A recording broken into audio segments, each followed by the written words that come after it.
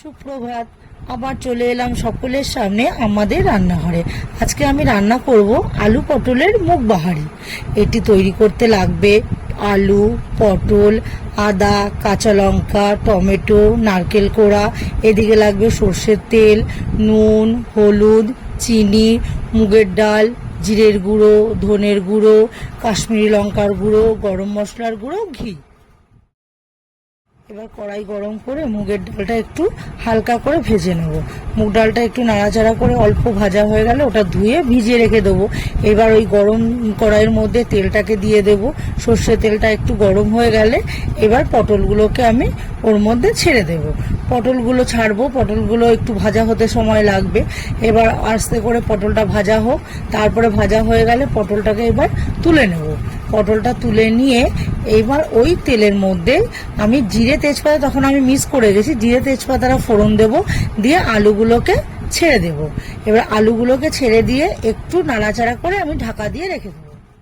এবার মিক্সির বাটির মধ্যে আদা, কাঁচা লঙ্কা, জিরের গুঁড়ো, ধনের গুঁড়ো, তারপরে কিছুটা টমেটো নেব, কিছুটা রেখে দেব। ওই টমেটো, তারপরে কিছুটা নারকেল কোড়া আর কিছুটা রেখে দেব। দিয়ে এবার একটু জল দিয়ে ভালো করে আমি পেস্ট করে নেব। এবার ঢাকাটা তুলে নেব, নিয়ে এবার যে বাকি টমেটোটা রেখেছি এবার ওর মধ্যে দিয়ে দেবো। ভেজানো মুগ ডালটাকে ওর মধ্যে দিয়ে দেবো। দিয়ে ভালো করে একটু নাড়াচাড়া করে যে মশলাটা আমি পেস্ট করে রেখেছি এবার ওই মশলাটাও ওর মধ্যে আমি দিয়ে দেব। এবার মশলাটাকে ভালো করে একটু নাড়াচাড়া করে নিয়ে এবার আমি ওর মধ্যে নুন দেব, হলুদ দেব, কাশ্মীরি লঙ্কার গুঁড়ো দেব, চিনি দেব, চিনিটা স্বাদ মতো দেব। দিয়ে ভালো করে আমি একটু এবার ওটাকে আমি মিশিয়ে নেব। তারপরে আমি যে ভাজা পটলটা রেখেছি এবার ওই পটলগুলোকেও ওর মধ্যে আমি দিয়ে দেব।